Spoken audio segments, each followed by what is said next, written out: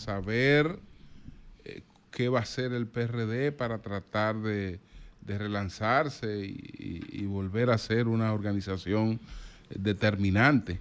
¿Qué está haciendo el PRD? Bueno, primero saludo a todos ustedes, el equipo y a los que están ahora en sintonía con nosotros y felicitarlos por estos 13 años de una labor muy positiva que han hecho ustedes desde el punto de vista social, político, a todos los niveles. Sin lugar a dudas, ustedes se han convertido en un escenario que es casi obligado tener que escucharlo toda la mañana. Y eso hay que felicitarlo porque en un momento como este, que la comunicación en muchos aspectos tiene alguna dificultad, un medio como esto ayuda a una comunicación, vamos a decir, certera, clara y sobre todo con la verdad. Ustedes han ayudado mucho a eso y yo quiero felicitarlos en estos 13 años, que sé que esta no es una tarea fácil. Si lo ve de fuera lo ve muy fácil cuando ustedes se sientan aquí, pero montar esto no es fácil. Y mis felicitaciones van para el dueño, o los dueños, porque hay que hablar de la señora y el señor. Pero fíjate lo siguiente. Te voy a reformular la pregunta. Ajá. Déjeme mandarle, maestro, el abrazo, déjeme devolver un abrazo revolucionario jacobiano para el ingeniero. Te voy a reformular la pregunta, Héctor. Sí. Me han planteado algunos PRDistas que hoy están en el PRM que si hubiera un plan de recomposición dentro del PRD, ellos volvieran al PRD porque el PRM no es partido. Y además, ¿cómo así?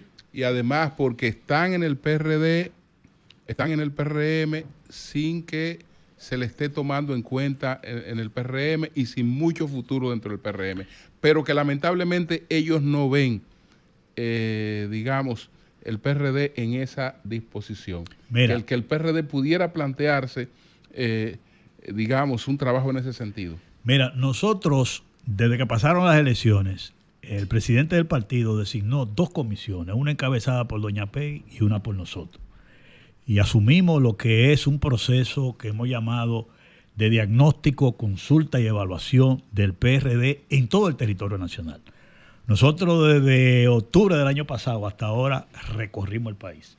Nos juntamos con nuestros dirigentes de cada provincia y dimos paso a una segunda fase que fue hacer encuentros regionales con esos dirigentes para el diagnóstico, para la evaluación y el planteamiento de qué hacer de cara a las próximas elecciones. Vamos a culminar ahora el 29 de marzo en Santiago, reuniendo a la línea y Puerto Plata en Santiago. Ahí vamos a culminar todo el país, porque ya hicimos en Romana el Este, en Azua todo el sur lejano, en San Cristóbal, Ocoa, Peravia y San Cristóbal. Aquí en la capital reunimos la gran capital, Santo Domingo, el Distrito Nacional, y en La Vega el Cibao Central. Es decir, nosotros ya hemos entrado en contacto con toda la dirección que hemos tenido, porque lo primero que tú tienes que hacer es organizar la casa para darte un plan de crecimiento y de relanzamiento. Y hay una posición de apertura total en el PRD. Pero estamos haciendo mucho énfasis en la juventud. Lo primero que nosotros hemos reunido es nuestro equipo, donde cada uno de los dirigentes jóvenes que tenemos de cada provincia los reunimos, preparamos un plan. Precisamente este sábado tenemos un equipo del equipo Juventud en la mañana que se va a reunir definiendo ese plan de trabajo, y un sector de la juventud fuera del PRD que también ya comenzó a organizarse con una dirección aparte. Es decir, la decisión del partido, encabezada por su presidente Miguel Vargas Maldonado, es de apertura completa. Y nosotros hemos dicho del retorno de dirigentes también, una posición clara. Juramentamos en Azua a un dirigente del PRM de la Juventud. Ahora en San Cristóbal el sábado pasado juramentamos a un dirigente de Peravia que vino del PRM. Pero como te digo, lo primero es organizar la casa. Y hemos estado trabajando en eso. Porque las elecciones que vienen es totalmente el panorama diferente al que pasó. Eso sin lugar a dudas. Aquí nadie puede decir lo que va a pasar en el panorama que viene. Nadie. No hay acuerdo con nadie. Cada quien está trabajando en lo suyo. Fíjese que el PLD trabajó su organización interna, la Fuerza del Pueblo también. El PRM entrará el año que viene, que le toca reorganizar su dirección. Nosotros estamos organizando la casa. Pero realmente el panorama que se pinta de cara al 28 es un panorama bastante complicado, bastante difícil. Porque le voy a decir lo siguiente, la política donde tú vienes a ver un gobierno como el presidente Luis Abinader, que nosotros hemos llamado que ese tipo de gobierno, cuando tiene un presidente que no va a aspirar, tiene una vida útil de 2 años, los 2 primeros años. Porque los 2 últimos años son de campaña electoral y la gente se alinea con el que cree que puede venir. Los que hemos vivido el poder sabemos que es así. que a mí me extraña a veces cuando veo las acciones del gobierno como que no aterriza a lo que tiene por delante. Yo oí al ministro de la Presidencia aquí ayer a París hablando y me da la sensación que ellos no se han podido detener a ver en el escenario que ellos están gobernando. Este segundo periodo es un segundo periodo delicado. Inclusive, no todos los políticos están preparados mentalmente para los escenarios que vienen de soledad de poder, donde ya tú hasta da órdenes firmes, la gente no te hace caso, donde comienza gente a abandonar el gobierno. Para eso hay que prepararse, y sobre todo los oportunistas son los primeros que saltan, cuando ven que el panorama va hacia otro lado. Y yo veía a Paliza hablando aquí ayer y digo, oye, parece que no está ubicado el presidente, de que este es un periodo de gobierno que tiene lo que llaman un periodo de vida útil, que son los 2 primeros años, 25 y 26, y después el otro ya es colocarse en el escenario electoral. El PRM tiene ventaja y desventaja para analizar los partidos. En el PRM se va a decidir lo que decidan Hipólito y Luis Abinader, que no le quepa duda a nadie. Esas son las dos corrientes que no le quepa duda a nadie, ¿eh? Y se lo está diciendo el fundador de ese partido, que soy, si hay 3 o 4, yo soy uno, ¿eh? Para que estemos claros. Yo sé cómo se maneja eso ahí. En el PLD existe lo mismo. En el PLD del liderazgo de Danilo Medina, olvídese que nadie lo confronta. Eso, ellos van a dirigir por ahí. Y en la fuerza del pueblo, o el padre o el hijo, hay que no quepa duda a nadie. Entonces, tú tienes esos escenarios de esos partidos. Ahora bien. En el PRD también lo que Miguel diga nuevamente. Porque Miguel no tiene la intención de aspiraciones presidenciales. Ahí es diferente. Ahí nosotros estamos claros. Y Julio hacía un análisis en estos días político importante. La coyuntura política de los tiempos modernos, las estructuras políticas partidarias se han convertido en maquinaria de campaña electoral, que son dos cosas diferentes. Oiga bien. Entonces, Miguel Vargas tiene una posición clara. Tenemos que organizar esta maquinaria, tenemos que organizar este partido con una disciplina, con una línea clara, porque al final de cuentas, para tú crecer, lo que tienes que tener es un buen candidato, para que estemos claros. Tú te vas a la senaduría, te vas a la diputación, te vas a la alcaldía, y a lo presidencial es lo mismo. Ejemplo, el PRD. En Baní nosotros llevamos un candidato a senador. En las elecciones pasadas, Raúl Lara. ¿Cuánto usted cree que sacó el PRD ahí? Casi un 11%. En Peravia. Y Raúl Lara quedó en segundo lugar, porque fuimos compitiendo con el PLD, con el gobierno. 3 candidaturas, oiga bien. Y ese señor quedó en segundo lugar. En San José de Ocoa, fue cada quien con un candidato, el PLD, la Fuerza del Pueblo, el PRM, el PRD. ¿Ustedes saben en qué lugar quedó el PRD? En segundo lugar. ¿Cuánto sacó la candidata de nosotros? 15%. Y yo estoy poniendo estos ejemplos para que ustedes vean que cuando hay un buen candidato, la estructura política se convierte en una estructura de campaña importante. Tebato Mayor, el candidato a senador de nosotros, que fue Sauri, quedó en segundo lugar.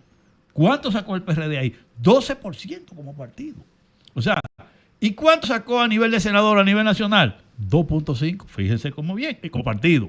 Lo que te quiere decir, y eso lo está demostrando la práctica, que buenos candidatos ponen la estructura política partidaria a crecer. Y nosotros estamos claros de eso. Excusa, Manuel. Y estamos organizando el PRD como una estructura fundamentalmente de cuadro político. Tenemos que, y eso que hemos hecho, una evaluación. En San Cristóbal, el municipio, ¿cuántos dirigentes tenemos? ¿Dónde están? ¿Los que están dispuestos? ¿Cuál es la vacante para reorganizar? Y así el país entero. Bien. Héctor, los hechos son incontrovertibles. Sí. Y los hechos dicen que el PRD no solamente ha decaído en términos electorales, sí, hasta su influencia política en el escenario la ha ido perdiendo. Entonces te pregunto 2 cosas. Primero, ¿no han visualizado ustedes un relanzamiento del PRD sin Miguel Vargas encabezándolo? Eso por ese lado. Y lo otro es, Héctor, yo te considero ser uno de los políticos que tiene la capacidad de cruzar el río nadando y llegar con la ropa seca de allá, por la experiencia que ya tienes. Dentro de toda esa experiencia, ¿qué es lo que te dice este sueño que se ha hecho la vicepresidenta de la República? ¿Qué es la lectura que tú le das a este sueño? Por la última, yo quiero decir lo siguiente. Yo oigo gente hablando de la vicepresidenta como que es ajena al PRM. Ella es fundadora del PRM. Claro. En Santiago, el PRM lo organizamos por Luis Abinader, Tony Peña y yo por Hipólito Mejía. 7 dirigentes de cada tendencia formaron 14 dirigentes, que así fue que se formó el PRM en todo el territorio nacional y en el exterior.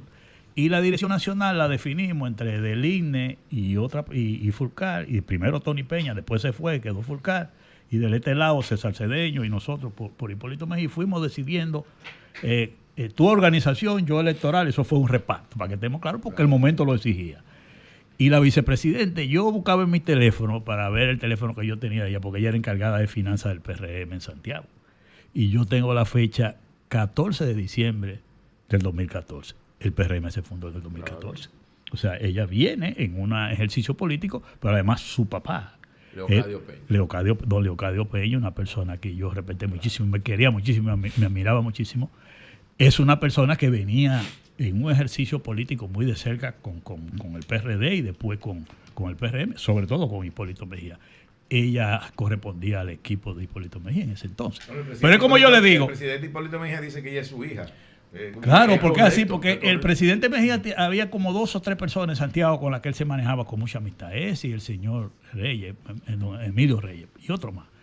Pero fíjense lo siguiente, el que la vicepresidenta aspire es un derecho que ella tiene. Claro. Y aquí los vicepresidentes casi todos han aspirado. Yo tuve con un vicepresidente, que Jacobo Maluta, que en paz descanse, que aspiraba. Doña Milagro Ortiz Gómez aspiró. Y a veces uno cree que las aspiraciones internas y la corriente interna le hacen daño a los partidos. Todo depende cómo se manejen. Mire, aquí acusaban al PRD de ser el desorden, que se dividía, hasta que se produjo la división del PLD. No hay que descartar la posibilidad, no hay que descartar la posibilidad de que el PRD se alíe con el PRM. Lo que pasa es, Julio, que es muy temprano. O con un candidato del PRM. Oye, Julio, es muy temprano por una obra de alianza. Aquí cada quien tiene que fajarse, a construir su fuerza, a organizarse, a caminar, a trabajar, a crecer, y el panorama dirá, aquí no se sabe. Mira, te pregunté, Héctor, si eso se puede hacer sin Miguel Vargas a la cabeza, si usted no ha visualizado esa posibilidad. Pero lo que tú puedes pensar es que, mira, todo el activo político más importante que tiene el PRD es Miguel Vargas Maldonado. Lo que tú tienes que saber cuál es la función que él asume. Y yo le voy a decir a ustedes, él está muy claro en eso. Él está muy claro. Fíjate que delegó doña Peggy en mí la reorganización del PRD en el territorio nacional. Yo he tenido que volver a recorrer con mis viejos tiempos, meterme en Bánica por allá, a todos esos lados, hablar con los compañeros que están ahí. El PRDismo es un sentimiento, señor. Usted no se imagina a la gente que el PRD puede levantar, porque todo depende de la opción que tú presentes de poder. Todo depende. Si tú tienes un buen candidato, tú puedes estar seguro que el PRD se relanza completamente, porque tú tienes que tener opción, porque ya la gente, tú lo decías, Julio, aquí la gente está pensando más en apoyo de candidatos que en las estructuras políticas. Claro. A propósito de candidatos, hay rumores que se han incrementado. Entonces, el ingeniero Miguel Vargas está muy claro en eso, en su papel. Olvídate que el problema no es de que si soy candidato o no soy candidato, no. Es el PRD, es fortalecer el PRD para tener una buena. A propósito de candidatos, señor Guzmán, en los últimos días han incrementado los rumores, y usted podría confirmar o desmentir que hay un supuesto acercamiento con David Collado para que él sea el candidato de ustedes, ¿sí o no? Mira, en este momento no hay acercamiento. En el pasado sí lo hubo. David Collado en el pasado estuvo a punto de ser candidato del PRD durante un mes de conversaciones, pero no se llegó a acuerdo. ¿En qué año? Eso fue para las elecciones después que estamos hablando, él fue alcalde en el 16, fue para el 2020 las elecciones. Hubo conversaciones con él y lo que él representa, que ustedes saben que no es la figura. Aquí vamos a poner las cosas como son, ¿eh? Yo le dije a usted de ahorita, en el PRM va a pasar lo que decían Hipólito y Luis Abinader, eso que no le quepa duda a nadie. ¿Y tú ves peligro de división dentro del PRM? Todo depende de cómo se maneje. Mira, es que, por ejemplo, yo reconozco, por ejemplo, que Hipólito Mejía es una persona que ha apostado mucho a mantener la unidad en el PRD, en el PRM, igual que Luis Abinader. Porque Hipólito Mejía, su papel en el 16 y su papel en el 20, en el 16 yo estaba ahí con él, fue a la unidad del PRM porque él sabía que no tenía posibilidad. Y sabía que no lo tenía y jugó su papel. Porque la política, tú tienes que verla fuera de lo emocional. Tienes que ser inteligente y estratégico. Y hacer lo que entienda que conviene. Tú ves ahora, y nosotros vivimos la experiencia ahora, por ejemplo, de la alianza de la oposición. Ese tema del PLD, Fuerza del Pueblo. Óyeme, nosotros vivimos una experiencia, yo no la había vivido. Esa es una nueva que yo viví. Es una cosa que eso no tiene madre. Cómo se apoderan los intereses, inclusive.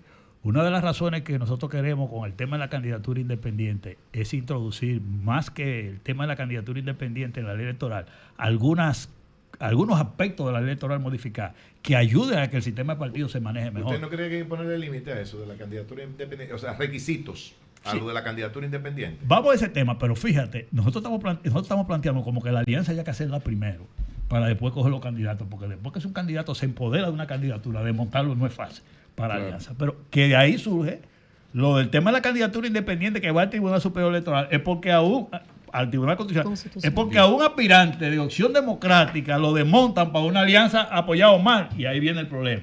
Entonces, lo de la candidatura independiente, las candidaturas independientes siempre han existido. El problema de esa sentencia es en quien postula la candidatura. Porque nuestro modelo electoral establece que es a través de los partidos, movimientos, agrupaciones políticas. 216. Y esa sentencia ha establecido de que ahora una organización cívica o social. Eso no existe. Eso no existe, claro que no. Entonces, ese es el gran problema que tenemos porque cuando los legisladores comienzan a regular la candidatura independiente, ellos tienen que decidir conforme a la Constitución. Y la Constitución, eso es lo que dice. Entonces, pero estamos buscando una solución a eso. Señores, la candidatura independiente siempre han existido. Nosotros los partidos vivimos buscando candidatos. Aquí hay 30 y pico partidos que viven buscando candidatos. Aquí no hay ese problema de candidatura. Cuando nosotros nos acercábamos a Freddy Veragoico, que en paz descanse, uno le acercábamos a Roberto Salcedo, nos le acercábamos a muchísima gente. A Villalona. Era Villalona, el Partido Reformista. Era buscando candidatura independiente. Claro. Bueno, ahora mismo hay uno que comenzó independiente, senador de Samaná, Pedro Castrén. Era de la Convergencia, era de la sociedad civil. ¿A qué aspira? Que aspiró a senador la primera vez y ganó y ahora está. Independiente, tú recuerdas con la bicicleta. Era independiente. Claro, Igual que está aspirando a igual que Tavera, el de la provincia. Claro, independiente. Antonio también, sí. O sea, ¿qué quiero yo decir con esto? En la práctica eso no es un problema. Héctor, gracias. Gracias a Héctor Guzmán, vicepresidente del PRD. Señores, interesante, antes de irnos,